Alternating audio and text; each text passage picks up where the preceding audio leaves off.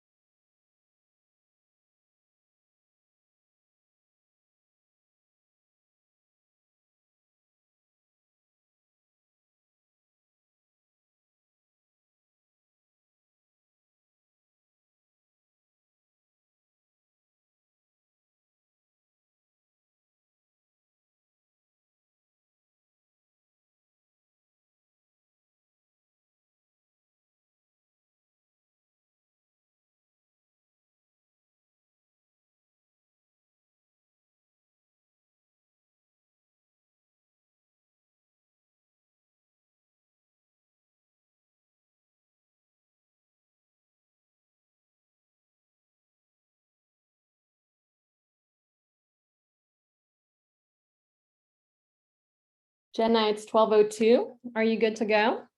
Let's roll.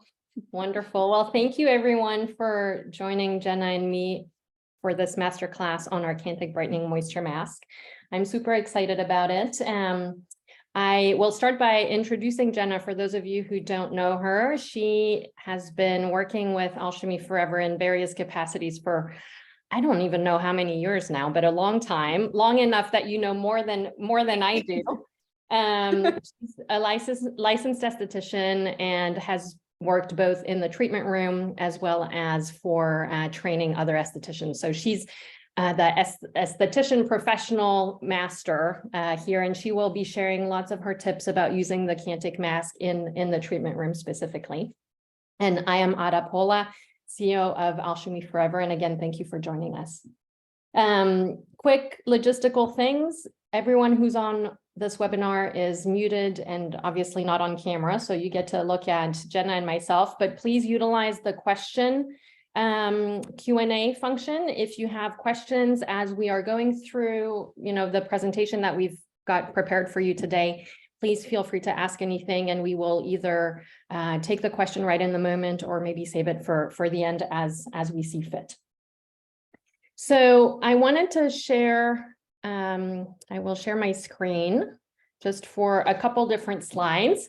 This webinar is very dear and near to my heart. It's on the product which for us started it all, the Kantic Brightening Moisture Mask. I will tell you the story of how it began in a minute, but I'm very proud of this slide because not only is it the product that started it all, it's also, I think, what everyone would call our hero product. The one that we are probably the most known for, also the one that has garnered the most press. And here you see we've been in Vogue, Vanity Fair, in Style. Last year, the mask was awarded People Magazine Best Brightening Moisture Mask Award. So it's really garnered a lot of press and a lot of great comments. And you have the In Style page here. Christian McCullough is one of the celebrity makeup artists who loves our mask and uses it on his celebrity clients.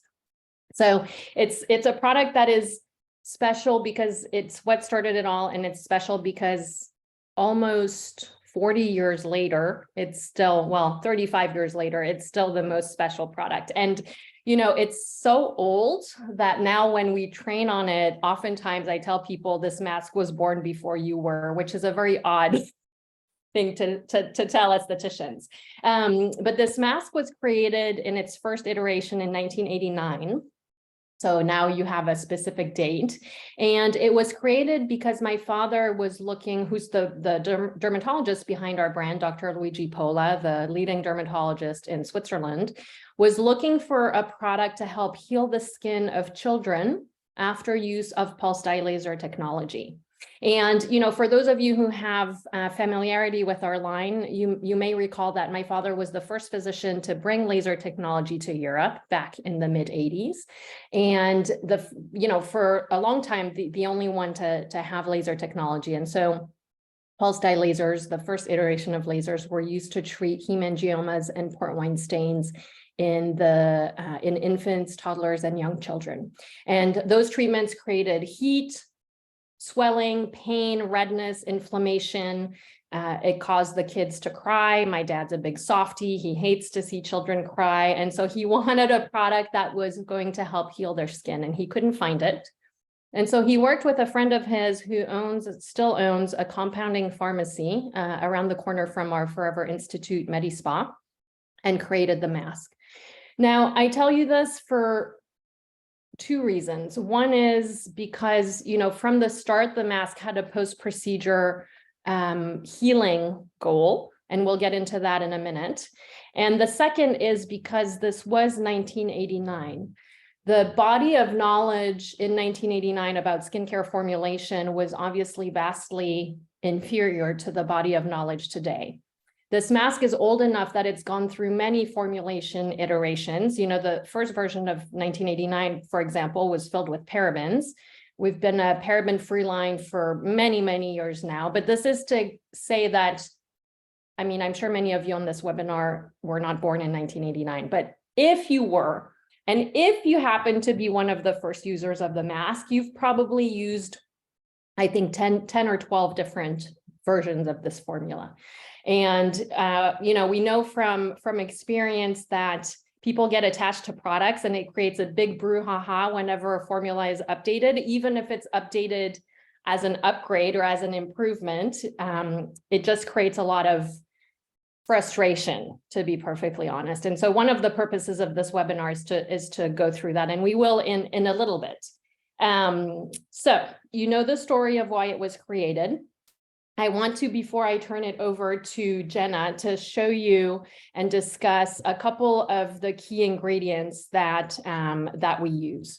So again, if you've used the mask, these core ingredients have been part of the formulation since 1989.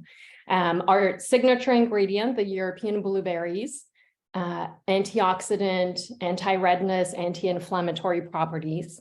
We also use whole red grapes. So the color of the mask, which again, if you've used it, you're aware, which ranges between being like purplish brown, purplish pink. The color comes from the whole red grapes that contains the skin, which is part of what gives it this beautiful color. And the color varies because every crop of grapes extract that we use varies. Whole red grapes are chock full of resveratrol, one of the most popular and most powerful antioxidants. We also use oats and wild pansies. Both of those ingredients were used to help eczema-prone skin before we had prescription medications like Elidel. So very calming, very soothing, very healing ingredients. And then we use vitamin E. This is what gives the mask its creamy texture, as this is not a mask that hardens. It's a mask that is absorbed by your skin. It's like your skin is drinking it. That texture partly comes from vitamin E. And then we do use a little bit of mica. This ingredient is part of how the mask gives you this immediate glow. It has light reflecting properties. It's part of why it's a beautiful product to use prior to makeup. And we often get questions about mica, which tends to have a bad reputation in terms of being sourced by child labor. Our mica is absolutely humanely sourced by proper adults who are properly paid. We have certificates on file from our mica supplier for this.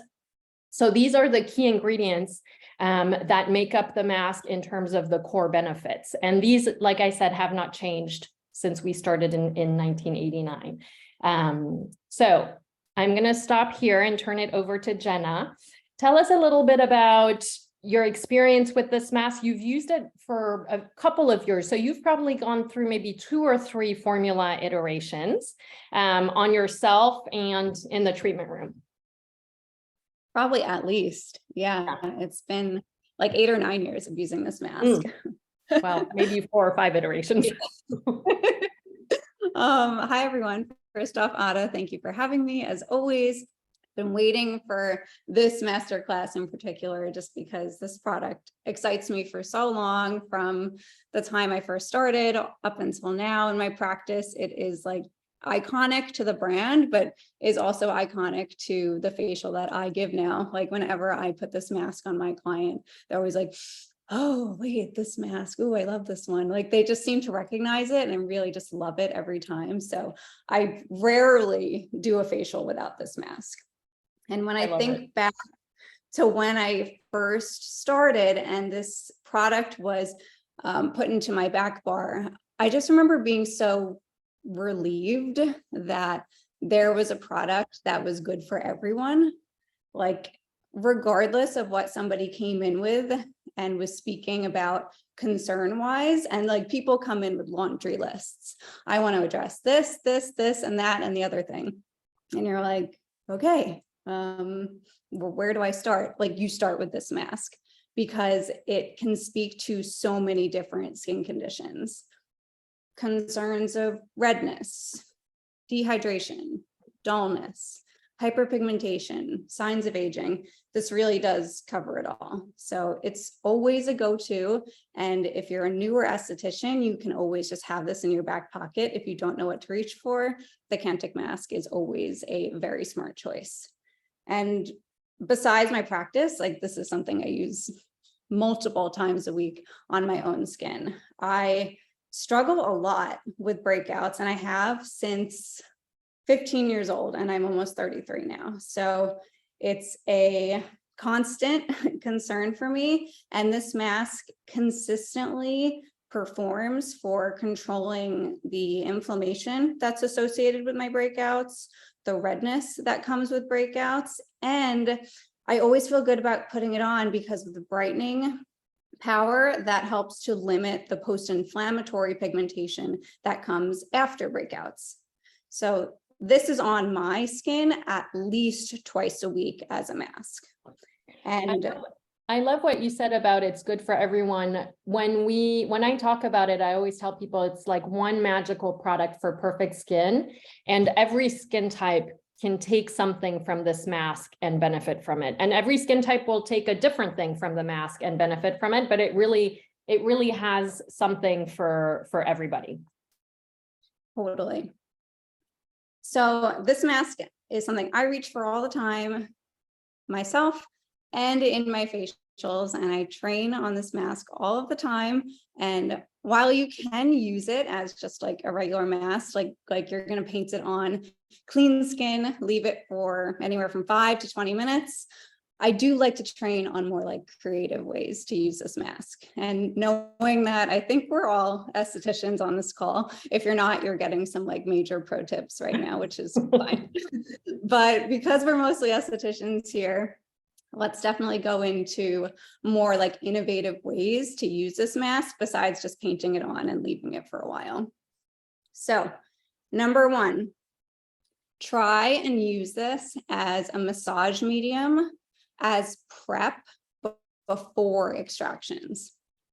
The spa that I worked at for almost a decade, this was pretty standard for our facial. Like nearly every therapist used the Kantic mask to prep for extractions. And the reason it works so well is because of the texture of this product. It is, I really don't know if I can think of a mask that is as like silky as the Kantic mask. I'll show you guys. I mean, I'm sure all of you have seen this product, but just to kind of demonstrate, it's like a whipped silky formula. And when it goes onto the skin, you have so much play time. So this like slip and glide that you get from the product, it lasts for at least 5 minutes. Like you have a good amount of time of playing with this mask before your skin drinks it all up. It's not one of those masks that gets stiff and tough and it pills. None of that. You have time to work with it. So I use it for my facial massage when I'm prepping for extractions. I really get in there with it. work it into the congested areas of the skin that I know I'm going to be doing some major extractions. I set a warm towel onto the skin after the massage, leave it for 1 or 2 minutes, remove, and then perform your extractions. It's amazing. I don't even carry in my professional kit those extraction solutions anymore. I rely on a mask entirely. And it seems to be a much more pleasant experience for the client as well, rather than sitting with this weird solution on their congested areas. This feels just like a lovely facial massage. And again, the texture, the client can feel how like silky and smooth it is. It's just so enjoyable. So that's number one. Definitely, if you haven't used this as a massage medium, try it immediately. Number two, use it at the end of the facial and mix a little bit of this Kantic mask with whatever moisturizer you're sending your client out wearing for the day. So a little goes a long way. You don't want to do like a huge dollop. A pea to maximum a dime size amount mixed in your fingertips and apply as one step, and then your client leaves wearing that.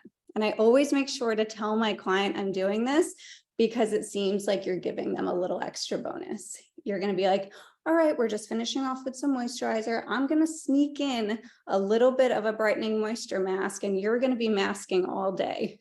And usually you'll get some sort of response from the client and they're like, ooh, like. It's like you're boosting, it's like a moisturizer booster almost. Yep. When you use it that way. Totally. And then like in that moment, you can talk up like all the benefits. Like, yes, this mask will be sitting on your skin all day. You'll get amazing brightening and hydrating and calming and soothing benefit, but also because of the ingredients that give this mask like that pinkish purple tint, everyone leaves with this amazing glow.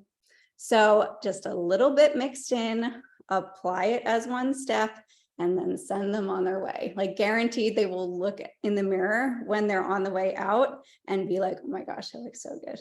Mm-hmm. So that's a must. And then my third pro tip for using this in the treatment room is something I pass along to every single one of my new estheticians who I'm training.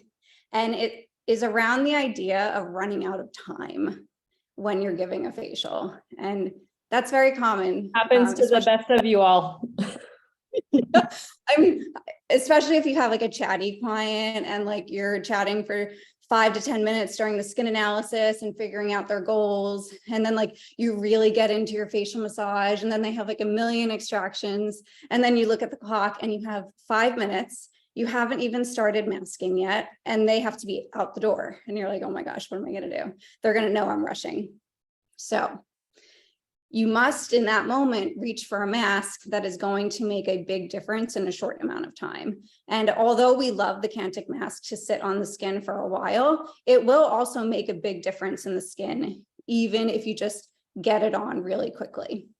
And a tip I have for making the client not know that you're in a crazy rush is rather than painting on the mask and then leaving them laying for 2 minutes and then removing with a towel and like removing really fast, what you're going to do is paint this mask on and then immediately grab a cool towel and lay it on the skin as a compress over the mask immediately. Have them lay with this cool towel on the skin for a full like 2 minutes. Something about somebody laying with a towel over their face versus them laying without the towel, that 2 minutes seems so much longer. So have them lay, make sure it's cool, because we're going to go into why like cool temperatures matter so much with this mask, but have the cool towel sit for 2 minutes and then just do a gentle removal. You won't be reaching for this towel quickly and then doing a crazy rushed movement. It'll just be very intentional, but in just 2 minutes, this mask will have made a difference. So that has been a lifesaver for so many estheticians that I've been training. I love it.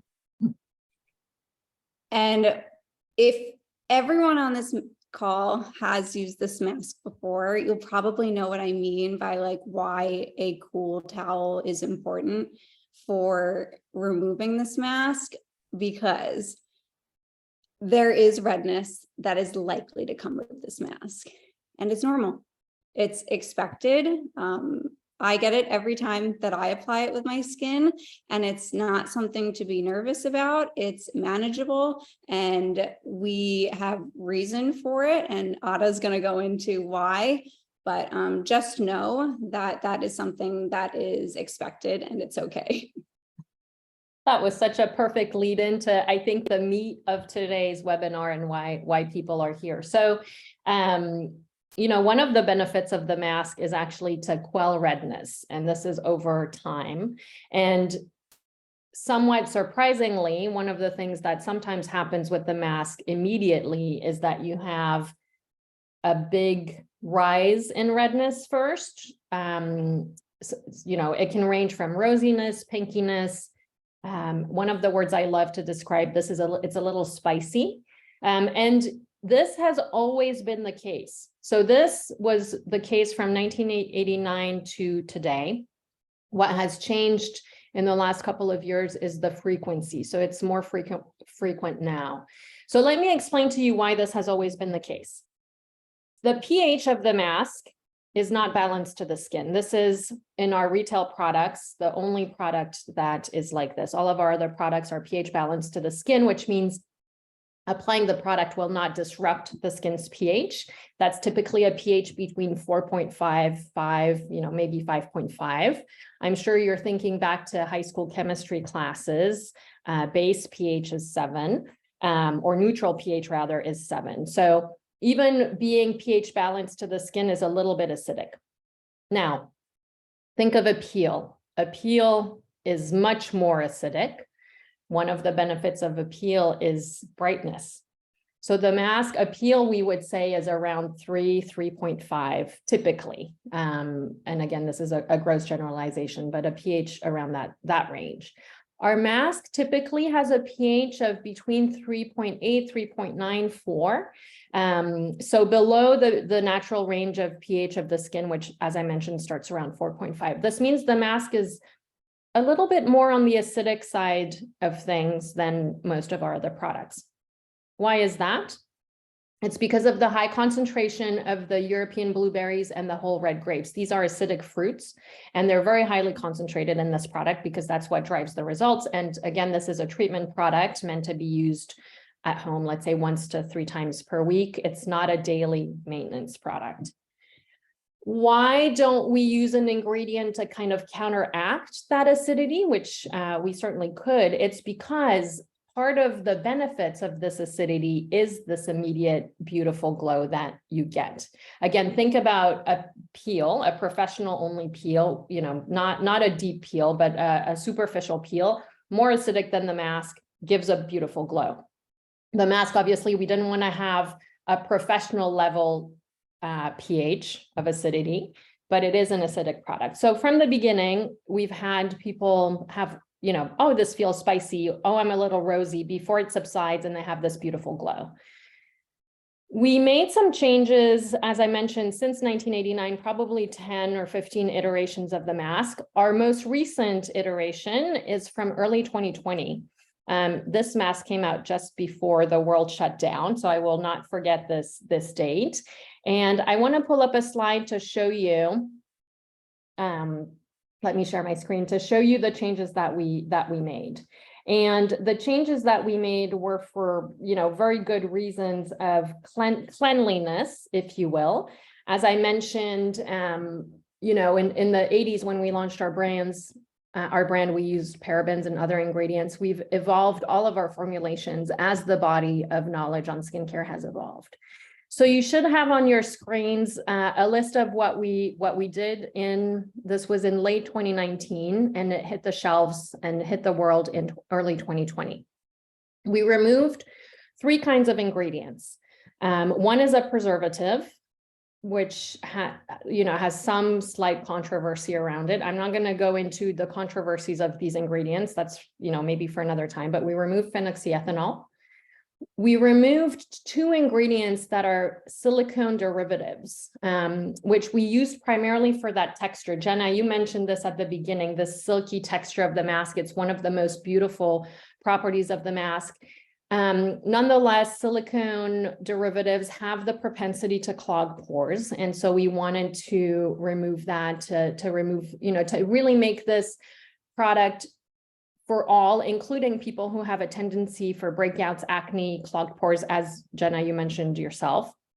And then we removed 2 kinds of ethoxylated ingredients, the PPGs.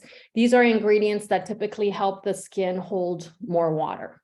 So this is what we took away. Again, we took these away for health of the skin, specifically the PPG ingredients and the silicone derivatives, and then for the slight controversy around phenoxyethanol.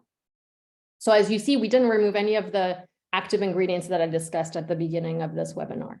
So what did we do in addition to removing those ingredients? We increased the concentrations of our other existing preservatives, since we removed one, to make sure that the mask continues to be, pure and intact in terms of its formulation in your jars. We use benzyl alcohol, benzoic acid, sorbic acid, chlorphenazine as the cocktail of preservatives. This is actually the cocktail of preservatives that we've used for years after we decided to remove parabens. So you'll see this in our other products as well.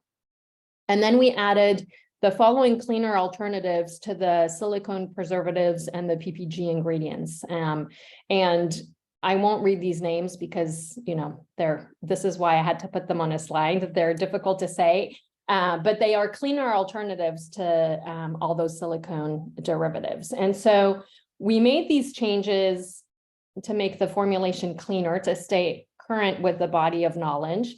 And it is with this current formula, that we started to see an increase in this immediate redness or immediate flushing. I would say in all previous formulations, it was maybe 10% of clients. Now from, our non-scientific studies and conversations with estheticians, it's probably a quarter to a third. So it definitely increased.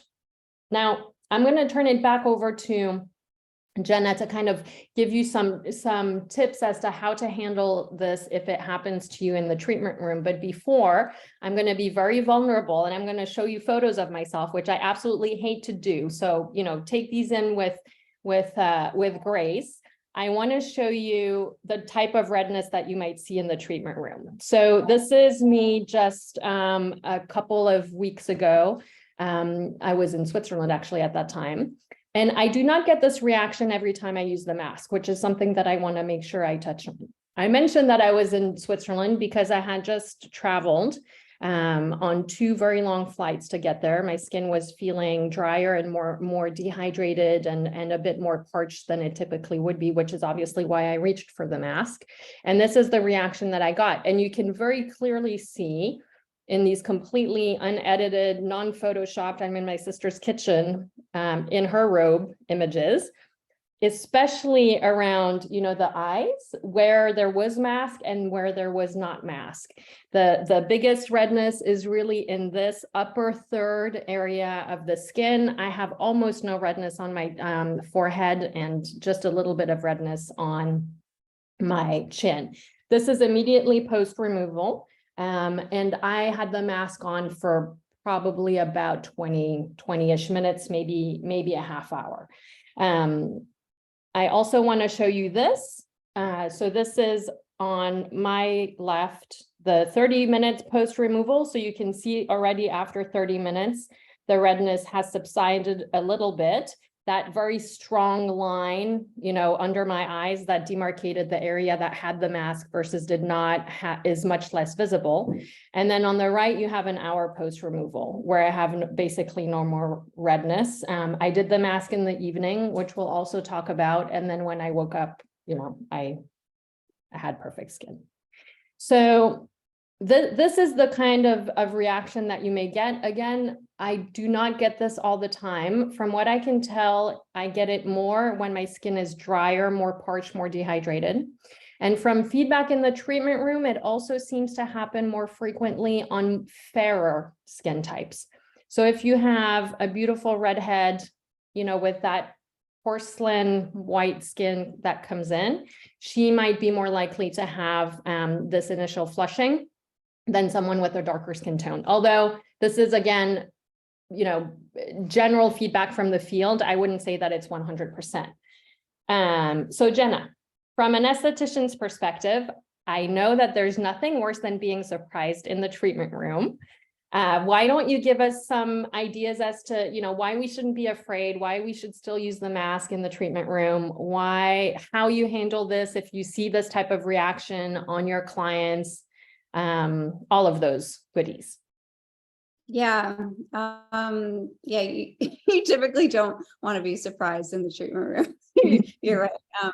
I know the spa that I was at in New York for a while, we would refer to like that line that you see after mask removal as like a panda line. That's a great way to put it. Yeah, it's like your client walks out looking like a panda and you're like, oh no, what happened? But I really do have to thank, it was where I first started working as an esthetician. I had like a mentor of sorts. And when we were doing a facial and I experienced my client having redness, at first, like I panicked like most estheticians would in their earlier years. And this mentor of mine was like, why are you panicking? Like, she really kind of like took a step back with me and explained why redness isn't always a bad thing, actually, and that there's in fact no reason to be nervous about it as long as you have proper communication with your client during a facial. So redness, we have to think what that means. What is going on in the skin? Redness means blood flow. Blood flow, that means circulation is happening. Circulation is amazing. Like that's wonderful for our bodies, for our skin, for the look of health. Proper circulation is something that we strive for. So a little redness following a product, absolutely fine, actually. It's one thing if they have redness that lasts for a little while, like Ada, you said about an hour for yourself. Me, it could last maybe like an hour and a half. It's another thing if your client is experiencing significant redness that doesn't go away for like 6 to 8 hours. That's another thing. But redness for, an hour or two, absolutely fine. Things are happening in the body and on the skin. And if you just communicate that to your client, most of their worry is subsided. And they will most likely be able to carry that confidence when they use other products at home, just by giving them that little dose of knowledge. So like when you're applying this product, you might not know how red they're going to turn, but have this like 30-second conversation with the client anyway. Say, hey, we're putting on this amazing brightening moisture mask. It might feel a little spicy, a little active on your skin, and you might leave a little rosy following today's treatment, but that's fine because we're stimulating a lot of circulation, where these ingredients are going deep down to encourage more brightening in your skin. And usually you'll get a response that's like, oh, okay. And then that way, when they get up from your treatment chair and they use the restroom after their facial, they look in the mirror, they're not going to the front desk and saying, hey, why am I so red? The setting of the expectations, I think, is really important. And that's something that we've been communicating more also when we train, is this is an active product. And so it will behave like an active product. And some people are like, okay, that's fine, I understand, perfect. And some people are like, ooh, that's great. Like they like that, they have this idea that if they are a little bit red, if they feel a little bit spicy, it's working. Like that's the proof. And then I wanted to add one other thing, which is this, there's the feeling and there's the look of the skin at the end. And I'm sure you've encountered this. We have people, like when I put the mask on, as I did last time, and I just showed you the photos, I don't feel anything. I don't feel heat. I don't feel spiciness. I don't feel tingling. I don't feel the acidic pH of the product. My skin obviously is responding to it, but so you'll also have that. And so I know, as an esthetician, if you're seeing your client's skin be a little bit red and get a little pinkish, the natural thing to do is to say, on a scale of 1 to 10, how is the mask feeling? You might get some zeros, some like, well, why are you asking me the question? And you're like, well, in your head, you're like, because you're really red right now, but the client isn't feeling it. And you might also get some, I feel some heat. I feel some spiciness. Some people actually say it feels cooling, which is one of the ways that the skin interprets a lower pH. So you might get those ranges, but you might also get, I feel fine. Right. Yeah. When I put it on, even though I experience redness, I really don't feel much at all. And so, what are your tips? Let's say that you do have someone in your treatment room. She is quite red, maybe a little redder than what you think is kind of that limit of going to the bathroom and looking at your skin and feeling fine. What do you have any tips to share there? So usually you're applying the mask in the later portion of the facial. So by that point, you should have a fair understanding of your client's skin type, their skin condition, how they reacted to like whatever cleanser and exfoliant you used earlier in the facial. So if you're seeing signs of your client having more sensitive or reactive skin, that doesn't mean that you can't reach for this product, because again, it is honestly good for everyone. If you're seeing those signs in your client's skin, I suggest still using the mask, but sneaking in a little bit of like a colloidal oatmeal or a vitamin E oil. Just simply mix it together, and that can significantly cut down on the redness.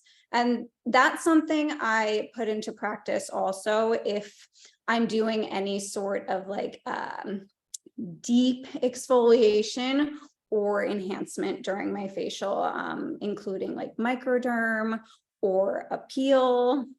We've worked deeper in the skin, and I still want to use this Kantic mask after. I'll just go ahead and proactively mix a little oatmeal or vitamin E oil into the mask, and then I definitely notice that there's less redness. So little pro tip there.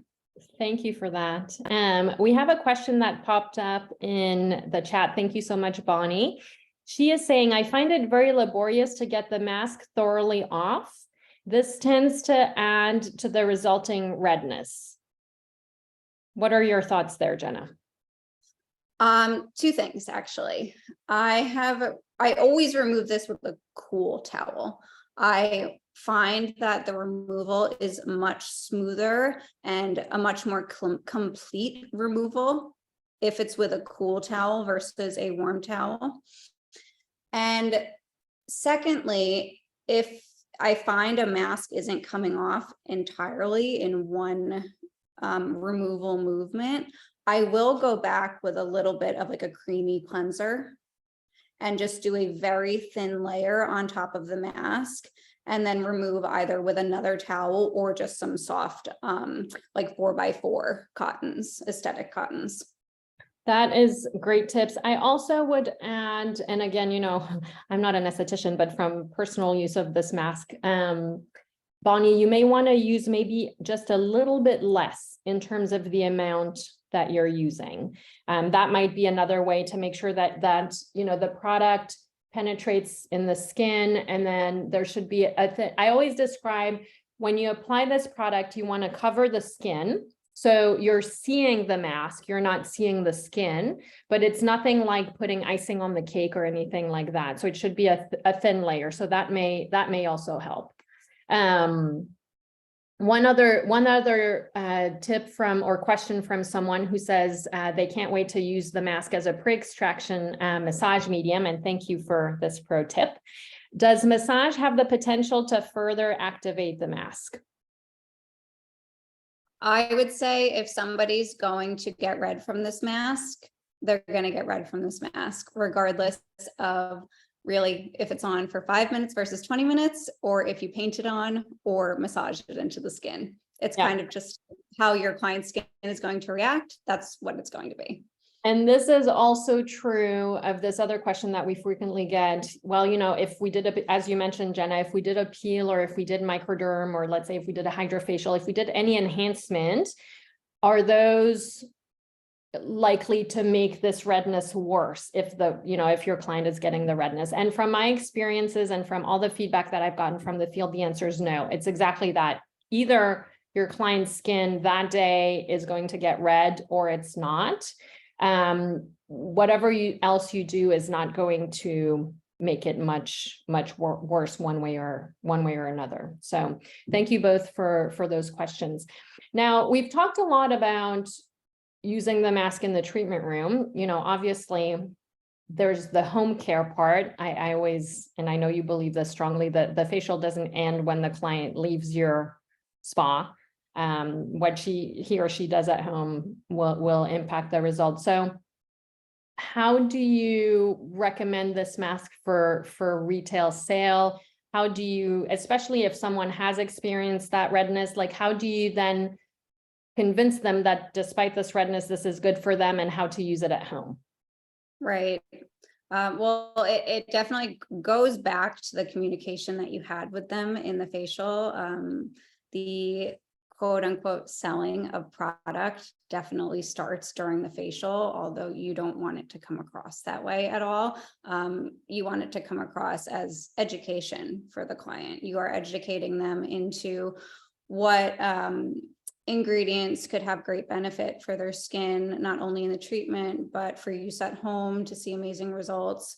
So I find that this mask is quite easy to sell, especially if you have it in your back bar, because you will have most of the work put in during the facial because there's so much to talk about.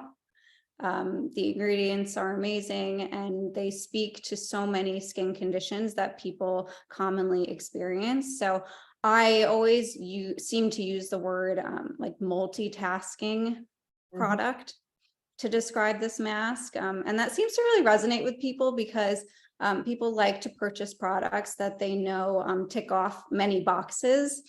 And it also multitasks in how they can use it.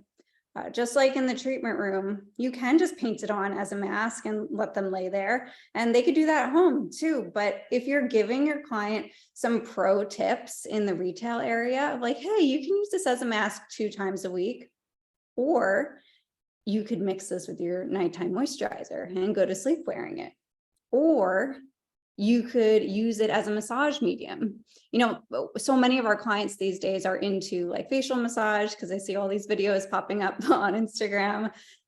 They're doing gua sha at home. And I actually have a lot of clients that aren't into the idea of like slapping a layer of facial oil onto their skin. So suggest they use a mask. And this mask, because again, of this like lovely silky texture, they could do like a full facial massage or gua sha at home. And this will give them like that proper slip and glide and then amazing hydration and antioxidants at the same time. So they feel like they're getting a lot of bang for their buck.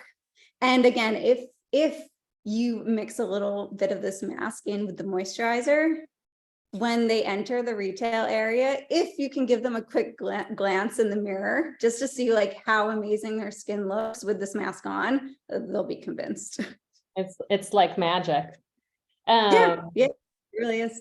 I love all of this. I think the tip of a little bit of moisturizer, a little bit of mask in your moisturizer is one of my favorite ones. And I think for the clients that do have a little bit of redness, that's a really good way to get the benefits of the mask without redness. You know, it's like the tip that you were saying in the treatment room, mix a little bit of colloidal oatmeal or a little bit of vitamin E oil in the mask. This is the at-home version of that. So that's a great way.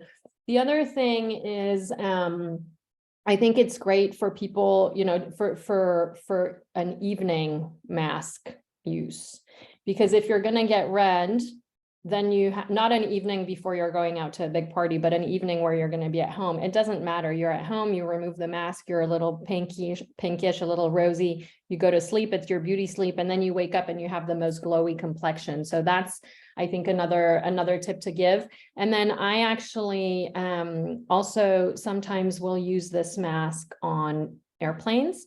And there I use it as, and this is obviously, it's not a at-home use, it's a at airplane use, but there I'll use it as a moisturizer. So you almost don't see it as a thick moisturizer, let's say. You almost don't see it on my skin, but you see it a little bit. And I find that it helps to create that barrier in terms of protecting my skin from the dehydration that comes with airplane air.